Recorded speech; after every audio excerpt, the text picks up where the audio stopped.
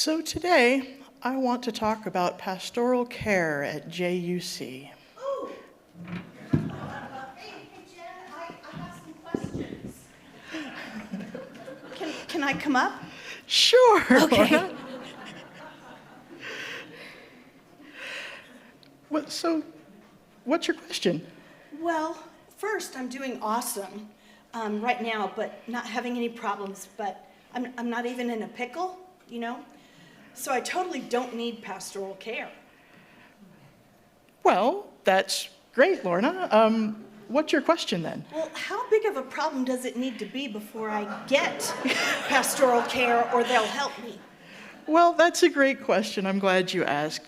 We aim to cover everything from a friendly card wishing you well when you can't get out of the house for a while, to having somebody come over and help with a little tech issue or change a light bulb, to finding a person to help you get to and from medical appointments, and of course meals.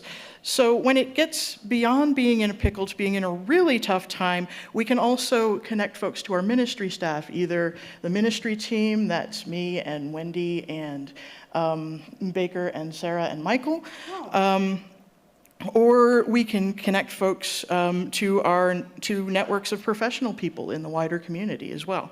Oh, well, gosh, that sounds great. Though, I am doing fine, but I might have a friend in our JUC community that is in a bit of a pickle. How do I get my friend connected with JUC pastoral care? Oh, I'm glad you asked. Why not have your friend email us at cares@jeffersonunitarian.org. Oh, well, what if I'm not good at email? Is there another way that I can get help? Why, yes, there is. Oh, good. You can also phone our CARES line at 720 Church 9, and you can leave a message, and one of our ministry team will get in touch with you. Is there any other way? So, aren't there fridge magnets that we've got? We do. Because I'm not going to remember that phone number. Yeah, you can find some of the fridge magnets on our back table here. There will also be some out in the commons, and they have our number, our email, all that great stuff on it. That's handy because I don't remember phone numbers like I used to. It's all automatic on your phone. Well, so I was also thinking my friend needs this medical appointment to a ride, or for a ride to a medical appointment, and they might need some meals after they recover as well. Pastoral care can definitely help with that. Really? Yeah, tell your friend all the ways they can reach out for help. Well, wait, how does that work? So when you reach out, a minister will be in touch and can provide spiritual direction if that's something you're needing. If you have more practical needs, the minister passes that information on to our monthly connector. These are volunteers who serve for a month at a time, and they act as a hub to find you people who can help. So the connector sends out a request to our JUC eHelpers email, and there are currently 70 to 80 people on that. And that's just a group of JUC folks who have indicated that from time to time they would be willing to help with those things. Wow, I didn't realize there were so many people that could volunteer. Yeah, and also if it's more like regular company and companionship you're looking for, our spiritual companions, those lovely yellow stole people, there they are. Oh. There's Barbara. They can provide all that as well, and they can meet you at JUC or at your home or for coffee or even by phone or Zoom. Wow, that sounds really awesome. So I can get help if I need it, huh? Yep. That's a great idea. Yep. Yep. I'm so glad you said yes because, you just never know when someone's going to need something. Right. Yeah. And since you're doing well right now, Lorna. Yeah. Maybe you might consider signing up to help. Well, that's a great idea. I actually have. I've already helped people get to medical appointments and provide them meals, and I helped my mom set up her Wi-Fi router. Excellent. Yeah. Excellent. So I guess I have a couple of things to offer when they're in a pickle. Yeah. Thank you, Lorna. And remember, everyone, pastoral care is here to listen and help for everything from a really, really rough time to when we're in a pickle.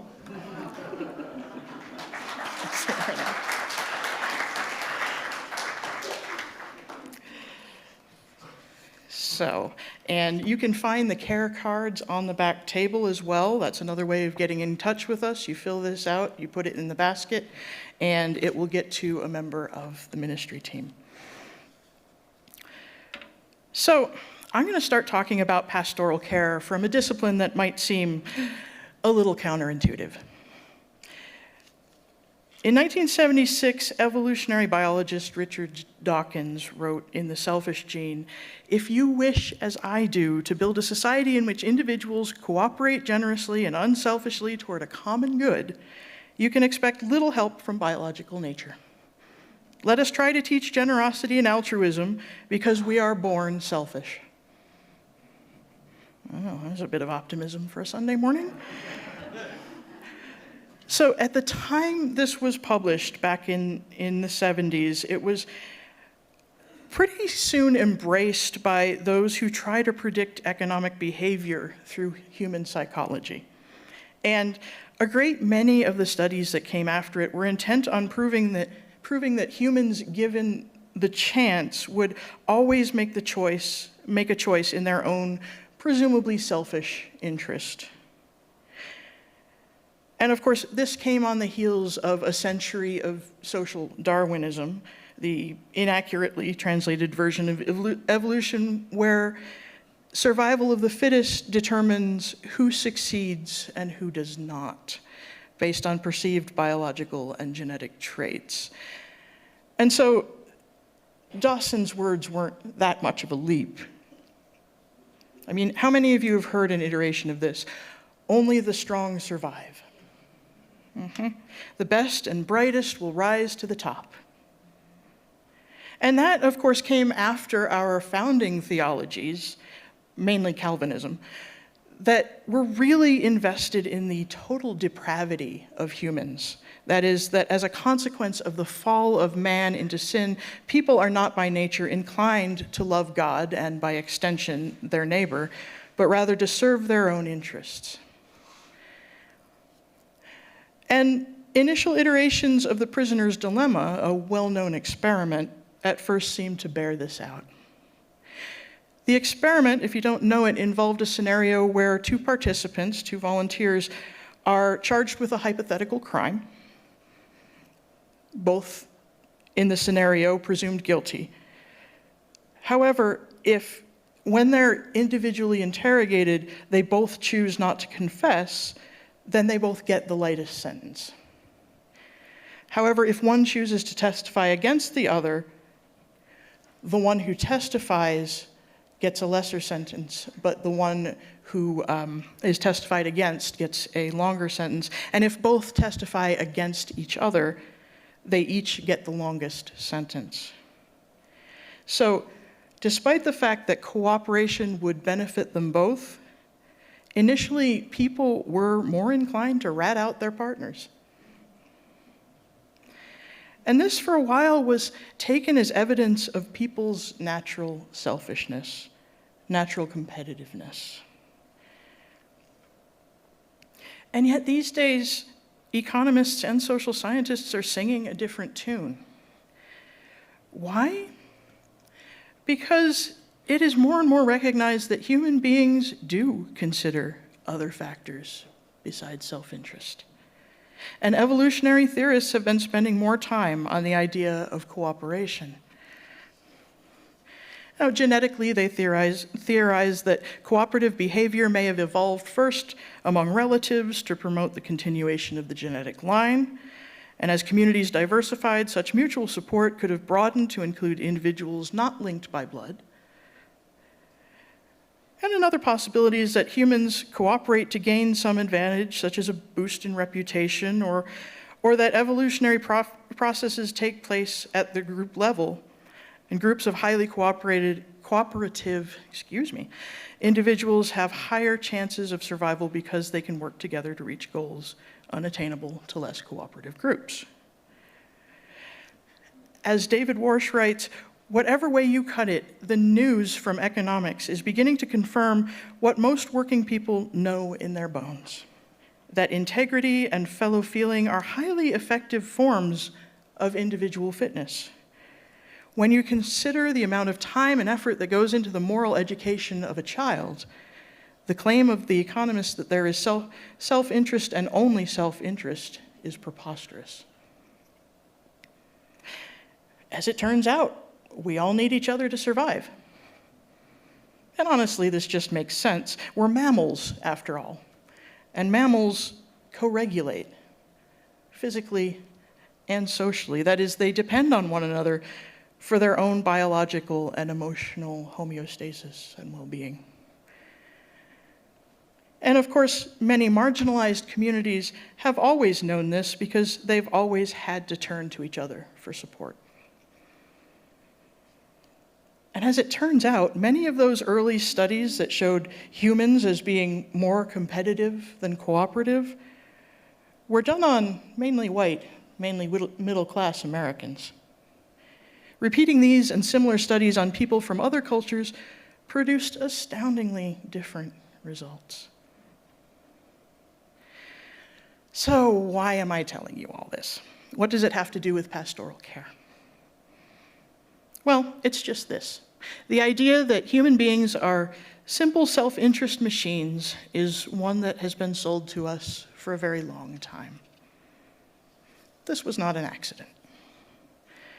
When we're taught that we can only rely on ourselves, and when we're taught that the only legitimate way to ask for help, emotional or material, is to buy it, when we're taught that reaching out for help is weak or a nuisance or inappropriate, when we're not taught that help and care and aid are part and parcel to being human and living with other humans, that's when we start to isolate. We begin to despair. We begin to suppress the natural urge to seek out other people in times of trouble, or even just times of pickle. Moreover, we begin to feel shame because aren't we supposed to be able to do this ourselves? Why would my friends and neighbors want to hear me whining about all my problems? And here's the thing about a population that's isolated and despairing.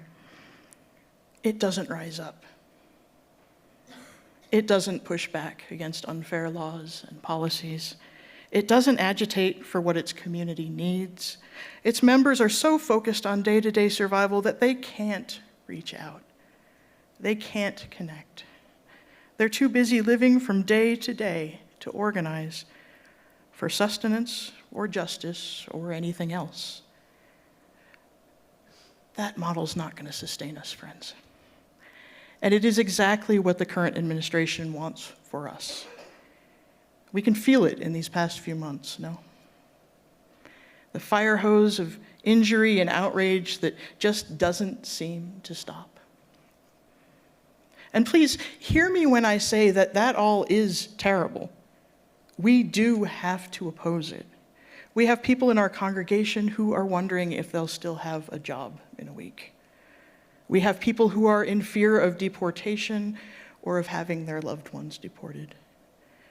We have trans folks who the government is trying to erase and stuff back in the closet. These are real threats to our real lives and livelihoods and those of our neighbors.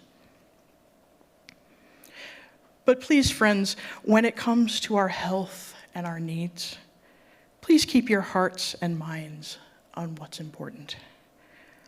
The impossible deluge of hate and incompetence coming out of Washington is not the point. It can't be the focal point of our lives, and it can't be allowed to interrupt our care for one another. Because what will aid us in keeping ourselves whole isn't any of that. It's us. It's people, communities. Finding the ways that we stay connected, stay human, stay healthy, dare I say, thrive.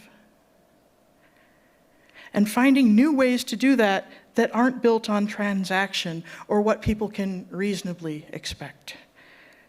This is going to be crucial. Now, the good news for us here at JUC, folks, is that we are uniquely suited in this moment to care for one another. Why? Because our model of caring has never been based on economic gain. It has never been purely about self-interest. And as Unitarian Universalists, for us it has always been, at our best, about being sure that everyone, each and every divine and inherently worthy one of us, is taken care of. For us, it has never been about who will rise to the top. It's about how we all get to the finish line. Pastoral care belongs to the whole community. That's the way it should be. It's the way we're built. So those yummy cookies and pastries that show up after a memorial, that's our memorial team. The card you received after a death or during a hospital stay, that's our card ministry. And we're constantly finding new ways to care for one another. So in the past couple of years, we've trained our spiritual companions to be pastoral care listeners, to offer an ear and companionship, conversation, prayer, whatever you need in that moment. And yes, that moment could be a crisis, or shortly after one, but it also could just be some of that emotional regulation that you need. A kind person who really cares and is there to hear what you actually have to say. And they are lovely to spend time with. And just this year, we launched the Light Bulb Ministry. Ministry wherein JUCers can help folks who are homebound or just need a little extra help to do small household tasks.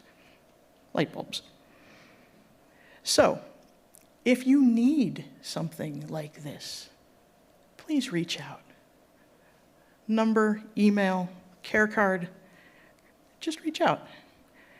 And if you find you have some bandwidth, the JUC eHelpers list is a great place to start. This is our pool of volunteers that I mentioned earlier, who are called upon by our monthly connector when someone needs a ride, some meals, some help with household tasks, or we have a few people in there who are offering tech help. I'm just saying. And it's okay if you can't answer every call, or even most of them. You get to choose when you're able to respond. So these are the facets of our pastoral care ministry. Some have been around for decades. Some are newly emerged to meet new needs. And as our needs emerge and evolve, we'll figure out what might need to be built next. Yeah, the future is feeling pretty uncertain right now. But what's not uncertain is our commitment to one another, friends, and to each other's wholeness. So, let's keep building our pastoral care team together.